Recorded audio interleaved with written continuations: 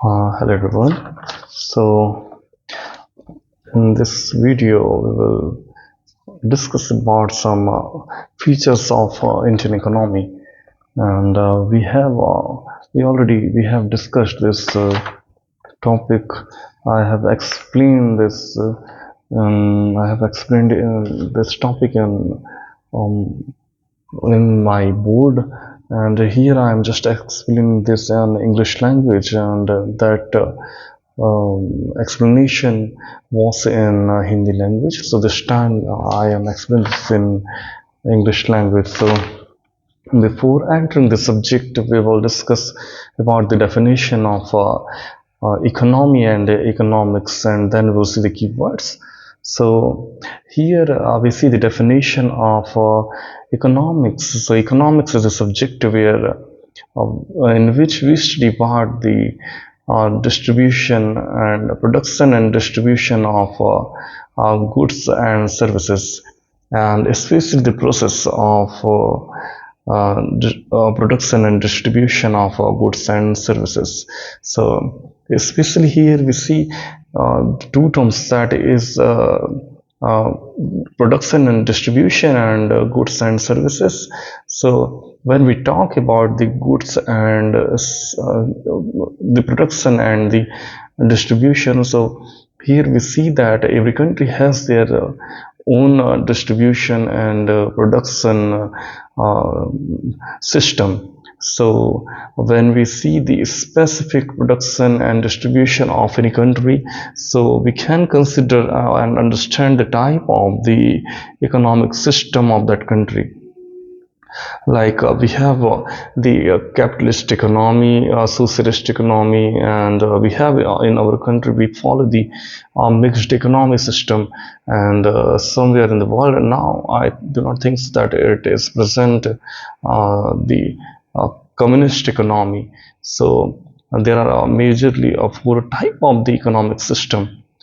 So, when we see the definition of the economics, where we study about the process of distribution and production of goods and services, so here we see the process, and it gives us a hint or clue that we have a different kind of different type of economic system also. And in the definition here of economics, so here what we do, that we distribute to our limited resources the properly distribution of the limited resource to maximize the human welfare. This is the definition of economics. And Adam Smith is called the father of economy, and his book name is Science of Wealth. And here the wealth denotes that good and services, what we are talking about in the definition of economics.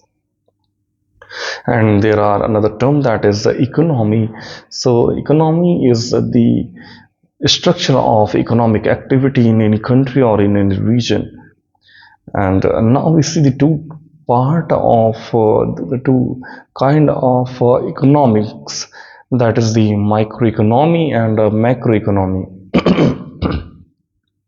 So microeconomy, this is the branch of the economics where we study uh, of a single economic unit. And the example, we can see the income of an individual, or the production of a firm, or the cost of anything. And the second one is the macroeconomy. So here the term macro already says about the definition. So in this system we study complete comprehensive economic system. We study we study of economic system comprehensively or collectively. And we study here the sum and the average of economic activity. National income and GDP is the example of a macroeconomy. So, the proper distribution and the utilization of the limited resources is the aim or the target of economics. Now, we start our main topic, that is the features of Indian economy. And first point is underdeveloped or the developing countries.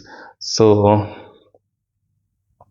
as we see that we are in developing stage. So here we will see that how a country get the status of developing or underdeveloped uh, level or the tech. So um, the base of the status, there is a one we have the standard of living. The first point is in standard of living, by which we decide that the country is in this stage, in developing stage. So in such country, in such country, we have the at first we will see the income, the average income or the per capita income. So in such kind of a country who are in the developing stage, their average income will be low. So per capita income, we get this by dividing the population to the national income. And India's per capita income is low, and here we have two options to get the value of per capita income. First, we get a low value when we see this in market exchange rate. So at first we will have the per capita income, which we get by dividing the population to the national income, and then we divide this value to the $1 is equal to how much rupees. So here we get the the value in market exchange rate, and the second one option is that the purchasing power parity. So here we get the little high value, or so what is purchasing power parity is that whatever we purchase in $1 in US or anywhere in the country, so here in the India the same thing we purchase, so how much money in rupees we have to spend. So uh, the per capita income will be divided by this value. So we get the purchasing power parity, and this is more than the market exchange rate. The average income we get here little more than market exchange rate. So we have a several, this is the data by uh, International Monetary Fund. It declares the per average income of various country. So we have some countries per average income. We have to check some. We have to give attention to some countries' average income: China, United States, Pakistan, Bhutan, and Qatar and Luxembourg. And the world average income also will have to see. Second point is the scarcity of the capital. So at first we see the what is capital. The things which helps in the production are called the capital, especially the machinery and the factories which help us in production, that are capital. So what's the problem here is that the resources we have for the population to uh, for the population, the resources here, so we are unable to utilize that due to the scarcity of the capital. And Now, in that situation, it gives birth to the unemployment. So the country is stuck in such situation due to the scarcity of the capital. So um, every country who are in the developing stage, they have the characteristics of scarcity of capital. uh, then widespread unemployment we can see that, and poverty in such countries. So we have seen that how the scarcity of the capital gives birth to the unemployment and the poverty. What the poverty is that when the population is unable to fulfill the basic needs, so population are called in in poverty stage. We have in our country the two committee, the Tendulkar committee and the C. Rangarajan committee, which declares the uh, poverty percentage. So C. Rangarajan committee has said that 29.5% population are under below poverty line, and Tendulkar committee has said that the 21.9% of the population are under the poverty, below the poverty line.